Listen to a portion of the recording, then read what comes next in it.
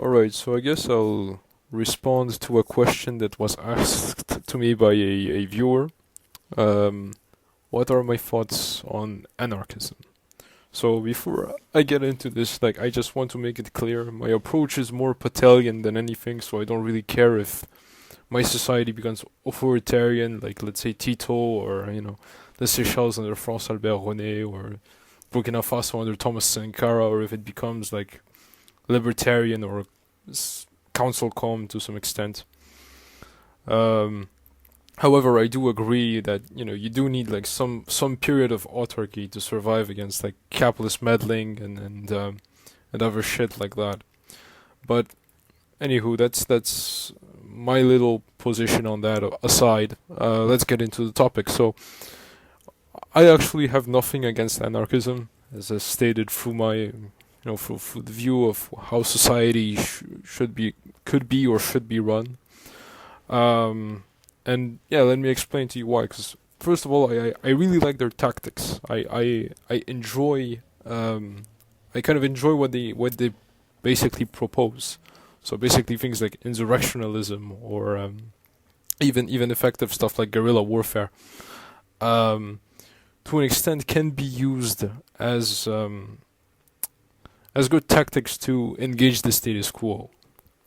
I mean, sure, of course, there is a big percent that it will fail, but to the end, I mean, in the end, like they're fighters, they're not afraid to basically kind of engage the status quo. Of course, I'm not talking about like let's say your bread tuber that's pretty much just a grifter and to an extent just there to make some easy money.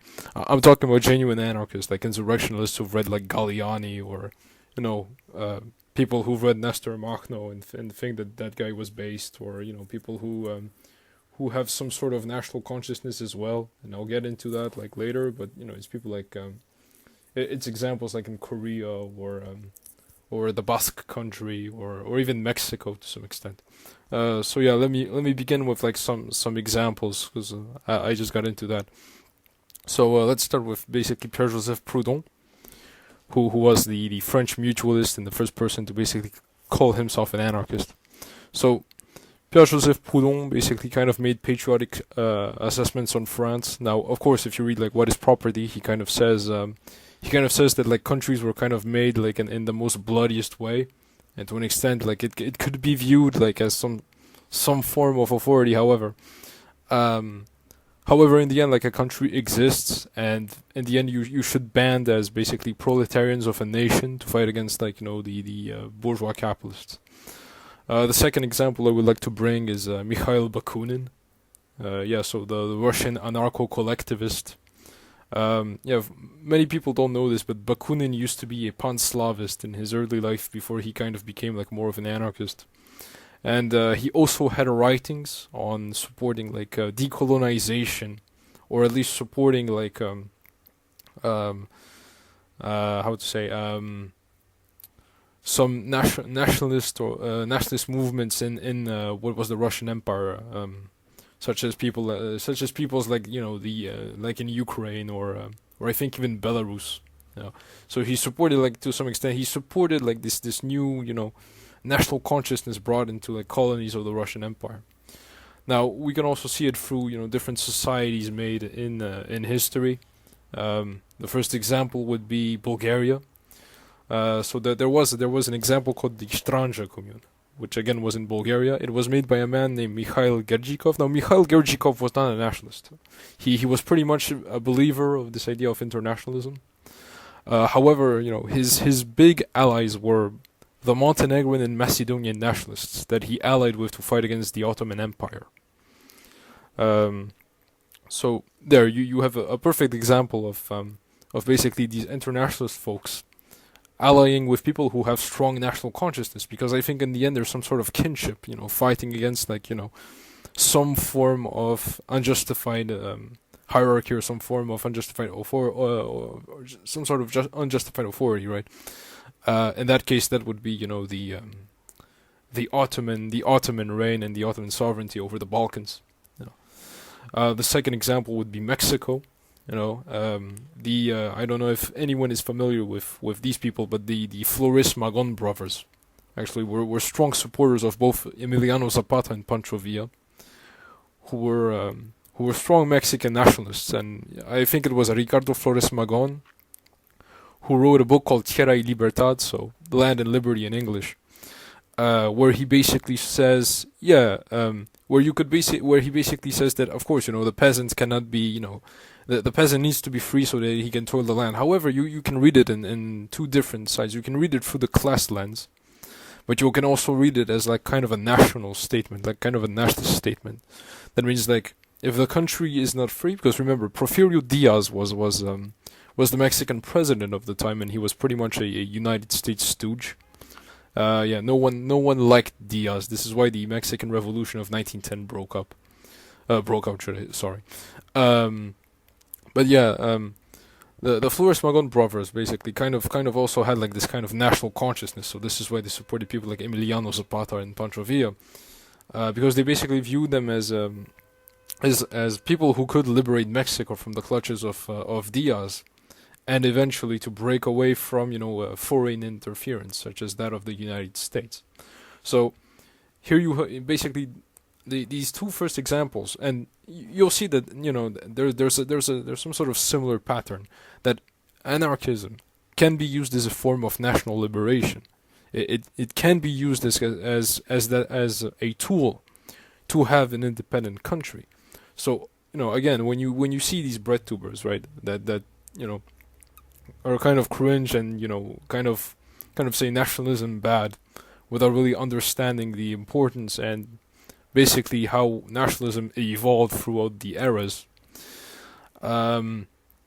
You kind of want to basically kind of assess that they're not a monolith, because you have like these people who basically find anarchism and just become anarchists because they want to be edgy and kind of piss off their parents or their bosses.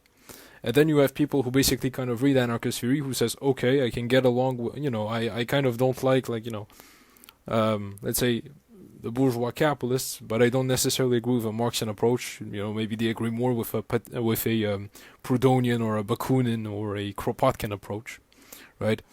And to an extent, they could read like the history of Mikhail Bakunin, or they could read the text like what is property, and they can basically kind of see that these people kind of had like patriotic sentiments, that they didn't hate their countries. They say, well, hold on, we don't like the national bourgeoisie, who are basically kind of fucking us up as a nationalist collective, as a collective, in a nation, as the national proletariat, and we should probably band together as like this national proletariat to fight against the people who are kind of fucking up our country and who don't really understand how to run it correctly, who basically don't really understand the essence of the nation that they're running.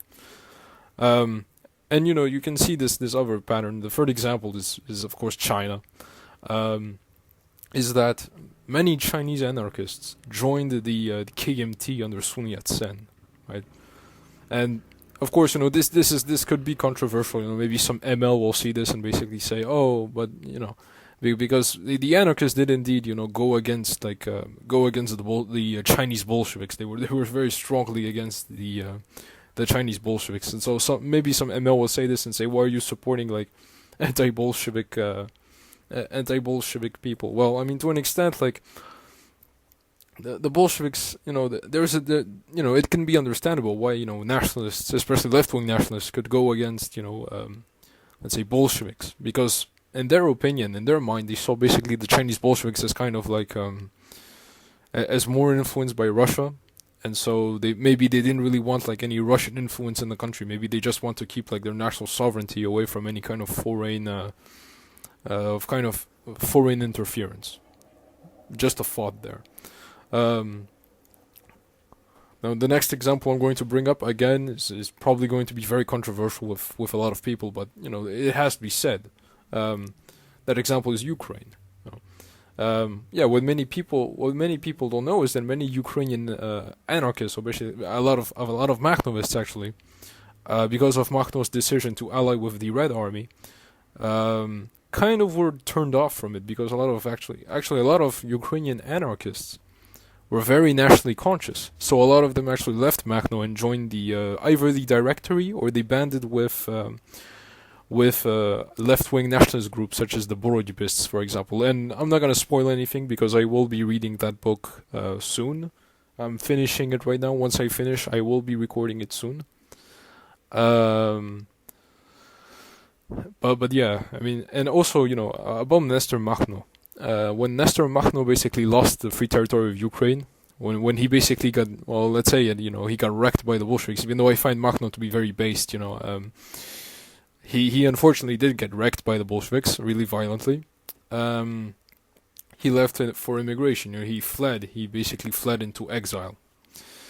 And during his time in immigration, he slowly became nationally conscious. This is something that you need to understand. There's a lot of factors for this. The first factor is basically his wife, Khalina Kuzmenko, and not Gayenko, as the Bolsheviks mistakenly called her. So that's basically kind of my first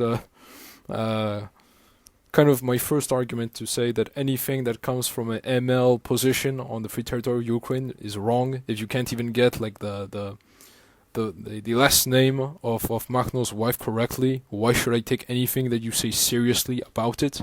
I rather read like people who live there and have their own criticisms. But yeah, the first aspect of Makhno's gradual national consciousness was coming from his wife, because she actually was the one who actually kind of was skeptical of Makhno allying himself with the Bolsheviks. She preferred an alliance with the Directorate, but that didn't really go anywhere. I mean, in the end, like if you do study like the Ukrainian War of Independence of 1917 to 1921, indeed, in the end, there is an alliance made between Makhno and the Directorate, very short-lived because, of course, the Reds had already massive territory.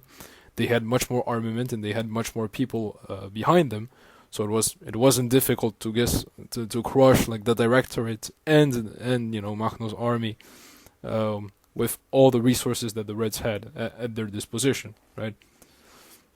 And the second position is, I guess, he basically kind of viewed like anarchism as a tool for national liberation, because again, Makhno also supported the idea to go back to Ukraine, rally up more people, and start a new revolution, this time against conservative Poland and Soviet Russia, to have basically kind of a free, independent, non-aligned Ukraine, if you want, away from kind of foreign intervention or foreign influence, basically. And I'm not talking about this like in kind of like the meme way, as you would hear like either national anarchist or national Makhnovist, because yeah, that's a thing. Say it. I'm basically talking about anarchism as a purely method of national liberation here, not anything based on like ethnic hatred or anything. Just basically saying kind of leave us alone. You don't really understand like the essence of this country. You don't really understand like the plight of the national proletariat here. So how about you let us do what we need to do in our country, and how about you preoccupy yourself with yours? That's basically kind of the position that a national conscious anarchist should basically kind of see the issue here. Another example is, of course, the Basque Country. I have for those who follow like either Uncle Thomas or Uncle Thomas. I've read this like I've wrote this in a lot of his chats, where basically kind of the Basque about the Basque anarchists and the Basque leftists in general is that during the revolutionary Catalonia, basically all the Spanish Civil War stuff. There was a ceasefire between the Basque leftists, especially the Basque anarchists, because they were, I guess, the most loud, the bigger part that people like to take into account, and the Basque fascists, because in the end they had a common point. What was the common point? The common point is that they both supported the idea of an independent Basque country, and they both hated, the Spanish government. They both hated like the idea of having a Basque country being submitted to Spain. So they wanted to say they both broke free. So they kind of created a ceasefire together, and basically just made a Basque nationalist movement to fight against the Spanish, and eventually that would lead to the creation of ETA, So no introduction there. ETA basically kind of like it's the National Liberation Army of the Basques. So yeah, um, and of course another example would be in Korea. There was an anarchist called Kim Chua-chin who was from Korea, and yeah, he had very strong nationalist leanings, very strong left-wing nationalist leanings. He wanted to basically break free from the Empire of Japan, and he was also very skeptical against the Chinese because he did fight against like the Chinese invasion of Korea. It failed, of course, because of course Japan and China had the superior manpower and the superior resources. But yeah, and also another thing to mention is that Kim Chua-chin also created the first Korean Nationalist Party, where there were both wings. He was leader of both wings, the right and the left wing, and basically he kind of tried to ease tensions between the two political branches, and kind of say we should be Koreans, we should unite to basically kind of have our country back away from China and away from Japan. But unfortunately, he was assassinated by now. Information differ. Information differ. Some people would say he was killed by a Japanese imperial agent. Others say it was a Chinese Bolshevik agent. No one will ever know, I guess. But yeah, another fun fact to point out is that he is revered as a national hero in both South Korea and the DPRK. So yeah, think about that one. And yeah, of course, to end, to kind of end the examples. I mean, there's other examples such as I could have brought up like kind of the Mapuche people, or Barbasha and Kabylie, but I'm not very familiar with that. I'm not very well read about that, so I'm probably not gonna talk about those. Same goes for Fejuve in Bolivia. There's probably some national consciousness in there, but I'm too uneducated on that, so I'm not really going to talk about it. Not to mention that it's still going on. It's pretty modern. So yeah, I rather wait and wait for the history books on that. But yeah, the last example I would like to end up is actually it's not a left-wing figure, but Ernst Junger. Now Ernst Junger was, of course, he was one of the key figures of the German conservative revolution. However, he did support like the German National Bolshevist movement. He was good friends with Ernst Niekisch. But he was also strongly influenced by Max Stirner's egoism, to the point that he created kind of his own version of like anarchism, or at least egoist anarchism, called the idea of the Anarch, which you could actually read, which actually you could learn about if in his book called what is it? It's Uyumzuil. There you go. So yeah, he basically the idea of the Anarch, which is kind of like right-wing egoism, but highly influenced by Max Stirner, right? And you could learn that in his book called Uyumzuil. So there you go. Basically, to conclude, what are my thoughts on anarchism? I think it's based, to an extent, and some of you may find that cringe, and that's okay. That's fine. We don't need to agree on everything, of course. I find it, to an extent, I find it like, I find it to be kind of good. I am supportive of it. Not to mention that I forget to also mention that I like also, kind of like their rapid organization in times of war, their flexibility. Of course, their management on a federative commune level, I think that's a whole positive. You need to know how to manage things in times of war. That's very important. But not even in war, also, if you are going to make a new society that is not based on like a neoliberal or a capitalist system, you need to know how you're going to manage your society. And I think like anarchists, to an extent, even though most of their examples were short-lived, because of course they had limited time to do, but most of them got bamboozled by bigger movements. They had to they had to kind of learn how to manage otherwise. They had to learn how to create like kind of a new set of tactics to organize that society. And to an extent, even if it was short-lived, to an extent, I find basically the quick and the very rapid adaptability, to actually have some sort of production, to feed the people that are living in those, in kind of those anarchist territories.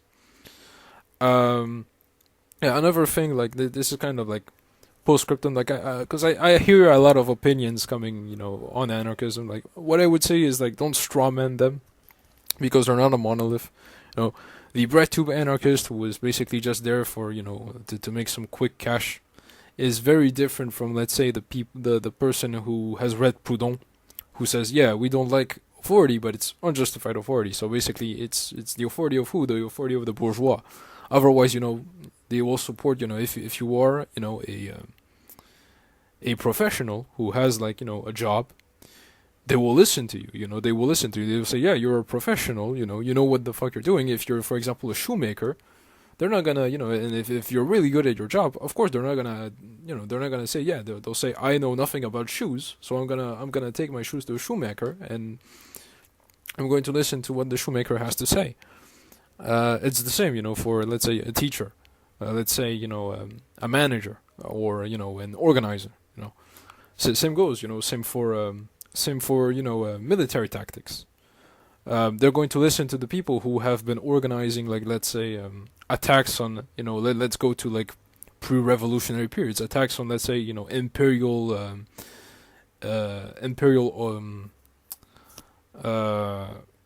either police forces, or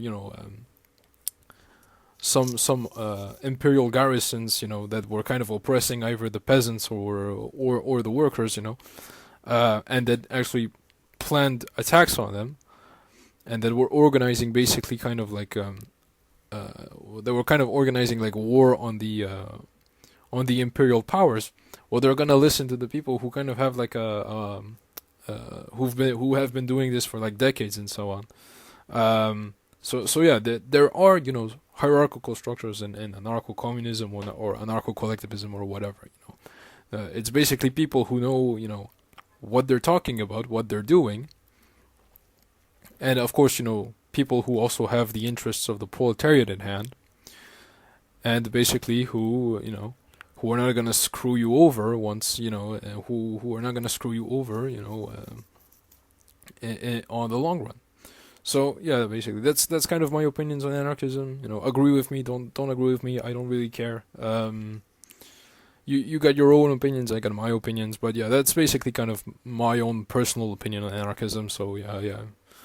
For those wondering why I had the Makhnovist flag as a PFP, why I have the Makhnovist flag as a PFP, there you go. Yeah, I hope you enjoy this video, and yeah, I'll see you in the next one. Bye.